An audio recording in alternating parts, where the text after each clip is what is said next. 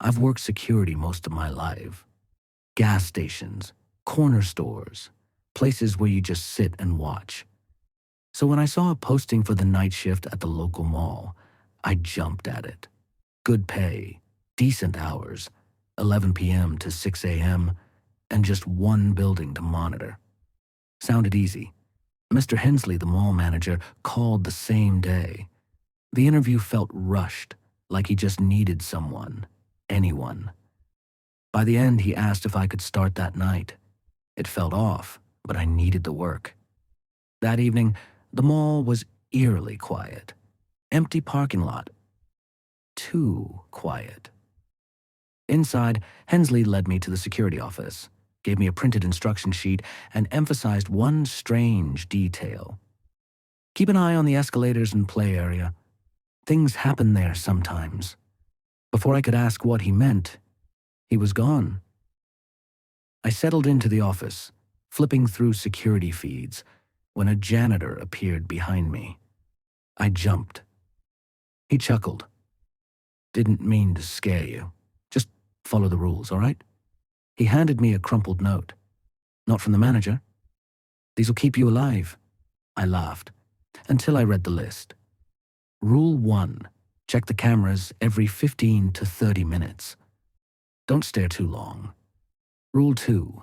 Never look directly at mannequins after midnight. If they move, leave. Creeped out, I pocketed the note and began my first patrol. The mall at night was another world, dim, echoing, cold. At a clothing store, I noticed a mannequin had shifted positions. I turned away, heart racing. Then came heavy footsteps behind me, plastic scraping tile. I ran. In the restroom, I splashed water on my face and saw a cleaning woman in the mirror. I turned, nothing there. I pulled out the rule sheet again. Rule 3. If a mannequin follows you, don't look back. Rule 4. Don't look into mirrors after midnight. Rule 5. If you hear someone speaking in an abandoned store, don't listen. Rule 6. If you hear a child laugh in the play area, leave. Then I checked my watch. 11:30 p.m. That couldn't be right. I'd started my patrol after midnight. Panicked, I rushed back to the office. Rule 7 suddenly made sense. Rule 7, if the time goes backward, return to the security office immediately. The hours crawled by. I followed the rules, watching cameras instead of investigating noises. Then came a knock at the door. A voice the janitors called from outside. Still think the rules are funny. I checked the monitor. No one there. Rule 8. Lock the door between 4 and 4:30 a.m. Don't open it for anyone. I didn't. Moments later, I saw him, or something like him, on the monitor, grinning eerily before dissolving into smoke. As dawn approached, the air grew still. For the first time, I let myself breathe. I stepped out for a short walk, and there he was, the janitor, leaning against the wall, same smile. Was it really him this time? The janitor was standing there, leaning casually against the wall, with that same friendly grin he'd had the first time we met. It was the real janitor this time, or at least, I hope to God it was. He gave me a short wave. Rough night? I didn't answer right away. My brain was still trying to process the fact that he was there, solid, real, human, after what I had just witnessed. Or maybe I was just hoping he was human. He looked the same. The gray coveralls, the mop bucket nearby, the weathered face etched with weariness. But his eyes were different. Not wrong, just tired. Like someone who knew too much, and had seen too much, and hadn't had the luxury of pretending it was all in his head. I finally found my voice. Was that really you at the door earlier? A chill ran down my spine. He straightened up, picking up the mop handle. 4 to 4:30 is the worst window. They always try to trick you then. It's when the boundary's weakest. They can knock, speak, even look like someone you know. But they can't get in unless you open that door. He paused, glancing at me with something like respect. You didn't. That's good. I nodded numbly. What happens if someone He gave a does small shake of open his the head. door? Then they don't leave. Or they do, but they're not the same. I've seen it happen. Faces behind the eyes. People walking around wearing someone else's skin. You wouldn't know it until they smile too wide or ask something they shouldn't know. Happened to one of the managers a few years ago. I don't think he's human anymore. He said it so casually, like he was talking about someone getting fired or caught stealing supplies. I swallowed hard. What is this place? The janitor was silent for a long moment, then sighed. The mall's been here a long time. Too long. Built on something older. A crossing place, maybe. A thin spot. Things come through, especially at night when it's empty and quiet. They like the dark, the stillness. They like pretending they're part of it. Part of the mannequins, the mirrors, the escalators. They wear normal things like costumes. Some are just echoes. Some are worse. I stared at him. And you've stayed here? All this time? He gave me a small, bitter smile. Somebody's got to clean up after them. The air grew heavier again. That momentary relief I had felt after 4:30 began to evaporate. I realized we were far from safe, even now. I need to finish the shift, I said, more to myself than to him. He nodded, picking up his mop again. Then keep your head down. Don't look into dark glass. Don't answer voices you don't see. And whatever you do, don't follow anything that looks like a person but moves like a puppet. I didn't ask him to explain that one. I didn't want to know. Back in the security office, I sat down and stared at the clock. 5:12 a.m. Just under an hour to go. I didn't know if I was going to make it. My legs were aching, my hands still trembling slightly, and my eyes felt too wide, like they were afraid to blink. The monitors remained calm. Nothing moved. The escalator was still. The mannequins had returned to their original positions, or at least I thought they had.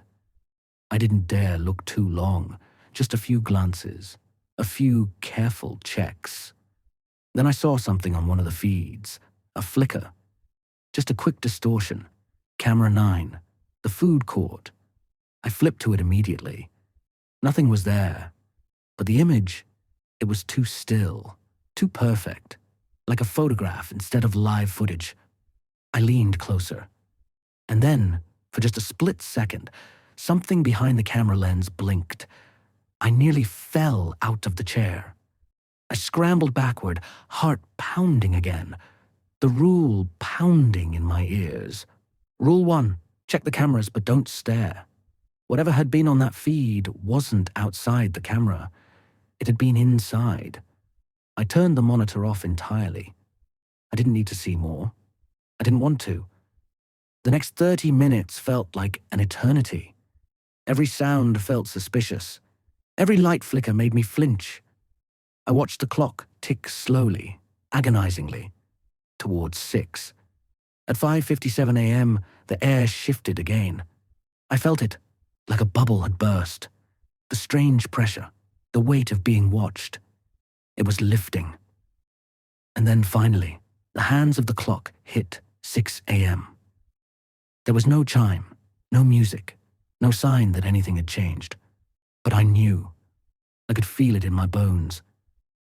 The danger was gone. The mall had exhaled. A knock came at the office door. This time I checked the camera. It was Mr. Hensley, real, solid, with coffee in hand and a tired look on his face. He opened the door before I could say anything. "Still here?" he said with a grin. I wanted to laugh, cry, collapse. Yeah, I managed. I made it. He nodded, handing me the coffee. You'll get used to it. I stared at him. Would I? Day 2. Do not enter the toy store after midnight. When I came back from my second shift, I almost turned around in the parking lot. The memory of last night clung to me like a second skin. I could still feel the way the mannequins had turned, the silence of the escalator, the knock at the door that sounded like the janitor but wasn't. Every instinct told me not to go back. But I did. I needed the money. And part of me, the reckless, self-destructive part, wanted to know what the hell was going on here. Mr. Hensley met me at the back entrance, same as before. He handed me the clipboard again. Same routine. But I forgot to mention one more thing, he said, too casually.